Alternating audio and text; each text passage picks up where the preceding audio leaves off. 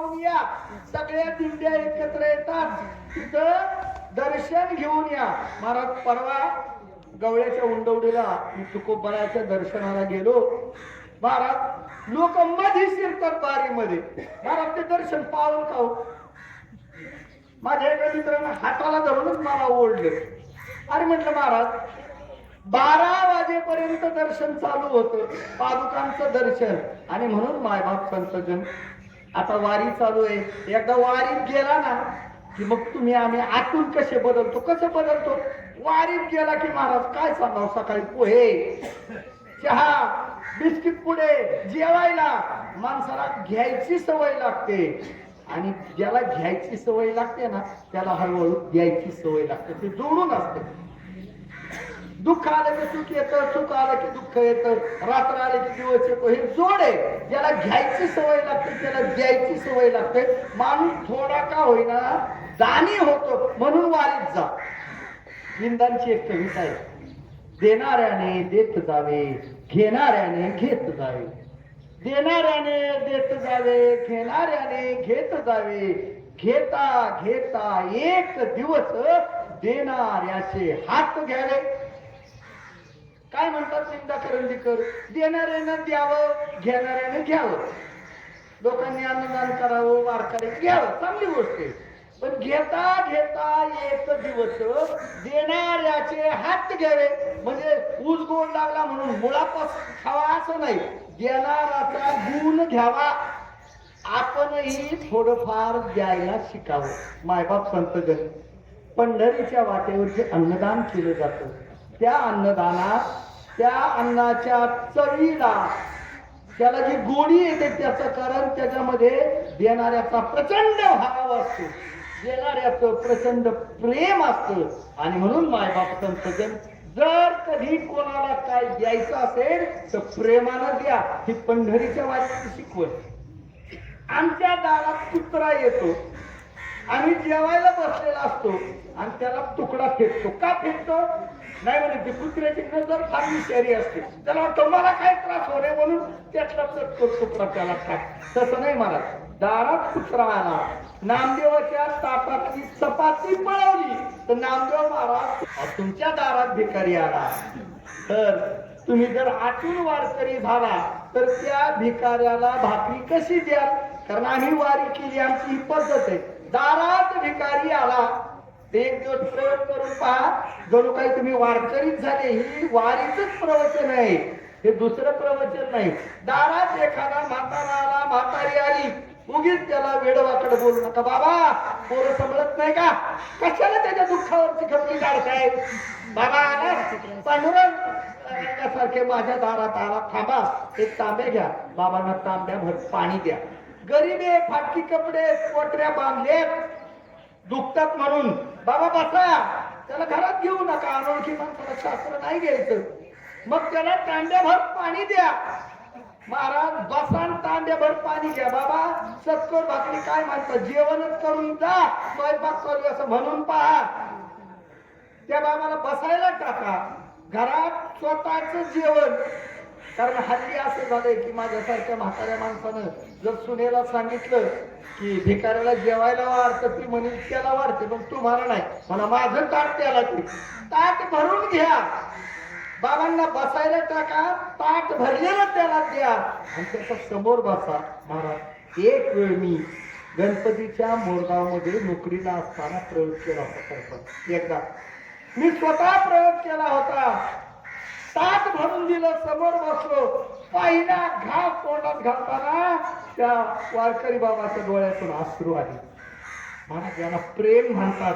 तुम्ही आज आमच्या सौभाग्यवती मातोश्री कुसुमताई रामदास देसाळ यांच्या दशक्रिया विधीला आला. तुम्ही वरून श्रद्धांजली वाहणार होता, तुम्ही सगळे आले. मी म्हणतो आतून श्रद्धांजली अशी वाहा. दारात भिकारी आला, भिकारी म्हणूच नका त्याला. एक गरीब माणूस असाही असतो. मनुष्य गरीब नसतो, मनुष्य लबाड नसतो. परिस्थिती त्याला कसं बनविते हे जाणून घेतो, त्याचं नाव वारकरी. मग दारात असं कोणी व्यक्ती एखादी महिला आली तर आदरानं तिला जेवायला घाला. आणि लक्षात धरा की पंढरीच्या वारीच्या पर्वकाळामध्ये आमच्या वेताळ ताई गेल्या होत्या आणि त्या प्रवचनात आम्ही ऐकलं होतं. तेव्हा तुम्ही आतून श्रद्धांजली वाहात. होय होय वार करी पाहे पाहे रे पंढरी. म्हणजे तुम्ही त्याच्यात पांडुरंग पहा. रूप पाहता लोचनी सुख झाले हो साजनी. तो हा विठ्ठल बरवा. बरवा म्हणजे उत्कृष्ट उत्तम गुड बेटर बेस्ट काय असेल ते. तो आणि हा हे सर्वनामी संबंध दर्शक. तो म्हणजे एक पंढरीचा पांडुरंग आणि तो म्हणजे सगळ्या जगात आहे तो. आणि हा म्हणजे जो आतमध्ये येतो. फक्त माझ्याच आतमध्ये तो नाही, तुमच्यात आहे, माझ्यात आहे, पशुत आहे, पक्षात आहे. आणि झाला की मला सांगा. आणि म्हणून मायबाप संतजन आज प्रवचन सुद्धा इतक्या पर्व काळात आलं. मी भाग्यवान समजतो आमच्या मित्रांना. मग आमच्या कुसुमताई फार भाग्यवान आहेत, कारण त्यांचा दशक्रिया विधीला आत्म्याचा पुढचा प्रवास सुरू असतो. आत्म्याचा पुढचा प्रवास दशक्रिया विधी नंतर सुरू होतो. 10व्या पर्यंत आत्मा आपल्यातच असतो. इकडे जातो, तिकडे येतो, याला हात मारायचा प्रयत्न करतो, मुलाला सगळ्यांना तो प्रयत्न करतो. पण आपल्याला ते कळत नाही. आणि 10व्या नंतर आत्म्याचा सूक्ष्म शरीराचा पुढचा प्रवास चालू होतो. कधी कधी पहा ताकद स्पर्श होताना कावळा जवळ जातो पण पटकन मागे जातो. कावळ्याला आपण कावळ्याला एकच डोळा असतो, त्याला एकाक्ष म्हणतात. एक डोळा प्रभू राम म्हणून मोडला म्हणून तर त्याला वरदान दिलंय. काय वरदान दिलं त्याला? तुझा पिंडाला स्पर्श झाल्यानंतर आत्म्याला पुढच्या प्रवासाची गती मिळेल. आणि मग कावळ्याला तो सूक्ष्म देह दिसत असतो, आपल्याला दिसत नाही, म्हणून कावळा असा माग पुढे होत असतो. असं आपलं हिंदू धर्मशास्त्र सांगतं, मला बाकीचं माहीत नाही. आणि म्हणून मायबाप संतजन आज पवित्र अशा वातावरणामध्ये पंढरीच्या पांडुरंगाचा नामघोष चालू आहे. आणि अशा पवित्र वातावरणामध्ये आमच्या मातेचा दशक्रिया विधी हे त्यांचं पूर्वजन्मीचं पुण्य. आणि म्हणून मायबाप संतजन जर आपल्यालाही अशाच प्रकारचं मरण यावं. काही म्हातारी माणसं म्हणतात बघा, सुखान मरण येऊ दे बाबा, म्हणजे सुखाने येऊ दे म्हणतात ना. त्यांना माहिती मरण तर येणारच आहे, पण पांडुरंगा काय नाही दुसरं आता जवारीला आलो आता सांगतो सुखाने मरण येऊ दे. म्हणजे माणसाला मरण सुद्धा सुखाचं लागतं. आणि म्हणून हे जीवन पंढरीची वारी करा. परदेशातून वारी आली म्हणजे भगवंताचे नामदेव अन्य कोण मला त्याची नावं माहिती नाही, पण परदेशामधून लोक त्या सावळ्या विठ्ठलाचं दर्शन घ्यायला आले. आणि आम्ही इथं असून त्याच्या दर्शनाला जात नाही. ज्यांना अजिबातच चालता येत नाही. मला चला वारकऱ्यांच्या 2 गोष्टी तुम्हाला सांगून जातो, कारण आज विषय जरी ओवी वेगळी असली तरी पंढरीच्या वारीवरच बोलायचंय. भक्त ऐसे जाना जे देही उदास गेले आशा पासून वारोनी. आता मी थोडा नोकरीला होतो, टावऱ्यामध्येच होतो, तुम्हाला माहिती कृषी खात्यात फिगर मुलं. आता मी काय करत नाही, पण जरा खोडकरच माणसं असतात.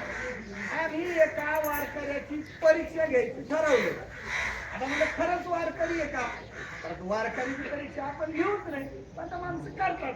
काय केलं, आम्ही सगळे बसलो आणि एका लहान मुलाला मी सांगितलं आम्ही पंढरीच्या गप्पा मारणार, कीर्तनाबद्दल बोलणार दिल्लीमध्ये. आणि तू काय करायचं, एक बाजारातली पाय विकत घेतली होती प्लास्टिकची उभ्या हुक. अहो महाराज, ही लोक बिबट्याला घाबरत नाही ना, ती झुरळाला घाबरतात. आणि पालीला तर माणसं खूपच घाबरतात. ते का घाबरतात माहिती? म्हणजे अपशकुन होतो. माणसं पालीला कशी घाबरत नाही? अपशकुन. आम्ही सगळे बसलो, दिंडी अशी जवळच होती आणि संध्याकाळी सगळे बसलो आणि एका मुलानं गप्पा मारता मारता हळूच आणली आणि त्या बनियेवर वारकरी होता त्याच्या मानेवर त्यांनी अशी झटकली.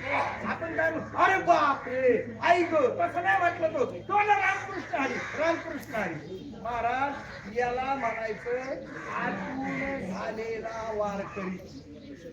आणि म्हणून आम्हाला आतून वारकरी व्हायचे आणि म्हणून पंढरीची वारी करायची. आतून वारकरी होत असताना गावामध्ये आल्यानंतर महाराज लोक देवाला काय जातात माहिती का? सकाळी उठलं की देवदर्शन चांगली गोष्ट आहे, पण त्याचा हेतू जरा वेगळा असतो. हा बाबा कधी देवाला येत नव्हता आमचा. तुमच्याकडे मल्लिकार्जुन आहे, आमच्याकडेही महादेव आहे. एक दिवस मंदिरात आम्ही नियमित दर्शनाला अचानक एक व्यक्ती पाहिली, आता कधी देवाला येत नाही.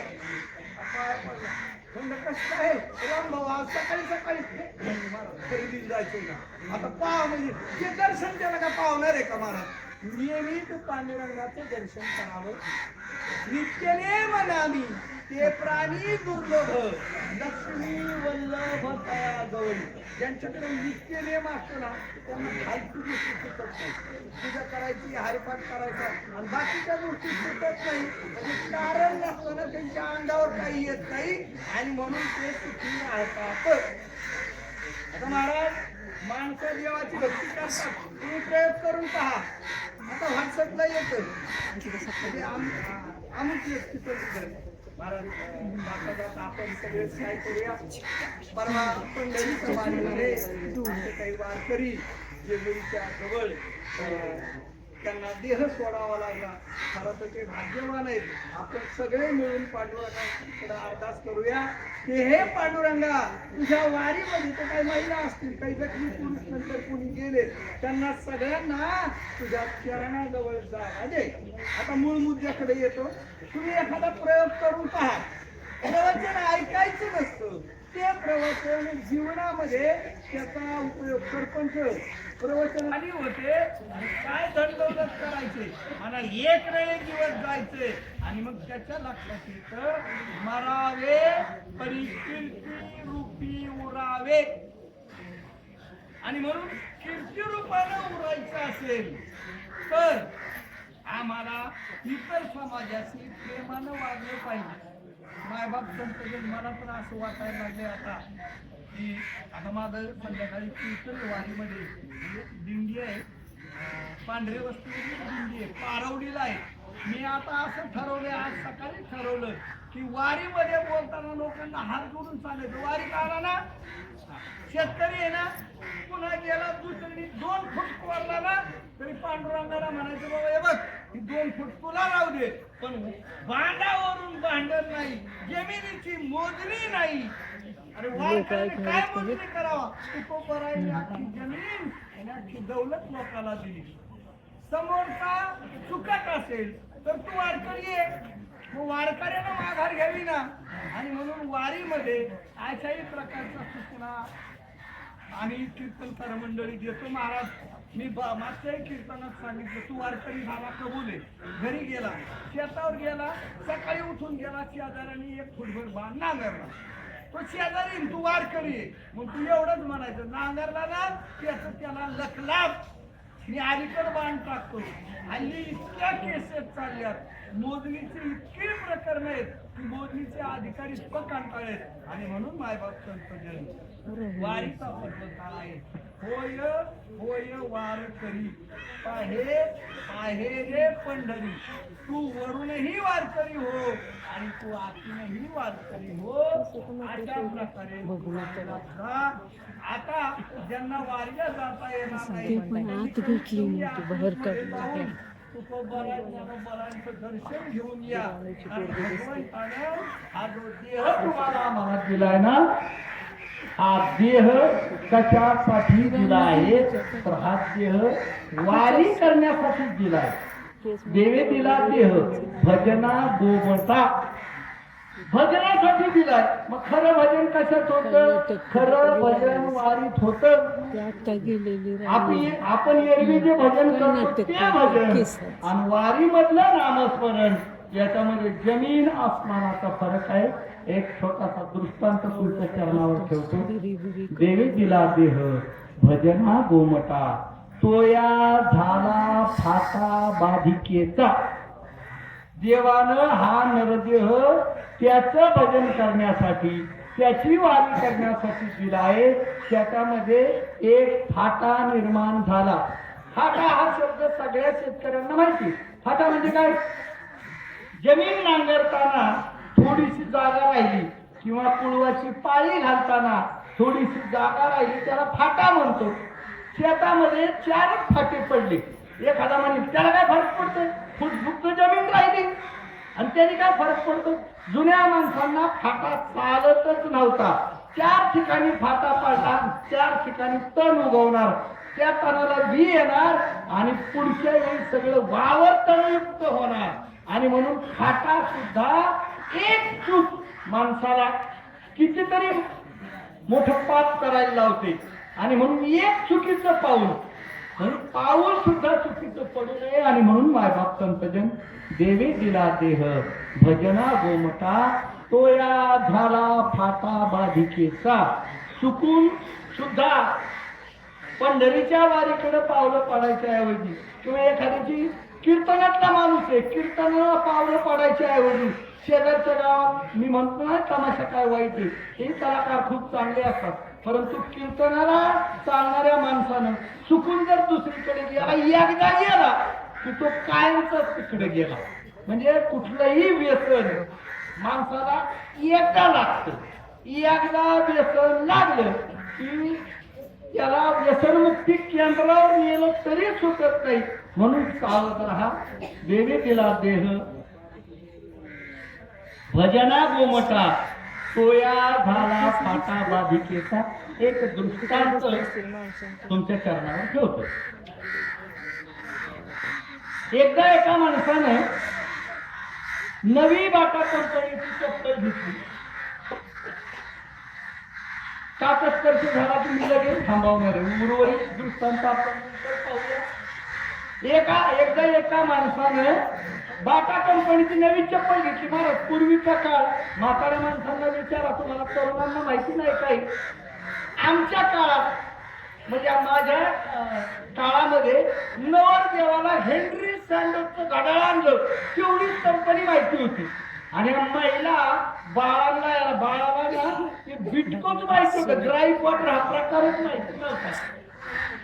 आणि म्हणून पूर्वीच्या काळी झालेले. पुन्हा एकदा त्या पंढरीच्या वारीमध्ये महाराज, पंढरीच्या वारीमध्ये जेजुरी जवळ जे वारकरी गेले त्यांना सुद्धा आपण भावपूर्ण श्रद्धांजली सगळे अर्पण करू. आणि झालेली प्रवचन सेवा पंढरीच्या पांडुरंगाच्या चरणी अर्पण. कुंडली कवरदा हरिहर श्री ज्ञानदेव तुकाराम पंढरीनाथ भगवान की माऊली ज्ञानेश्वर महाराज की जगद्गुरु तुकाराम महाराज.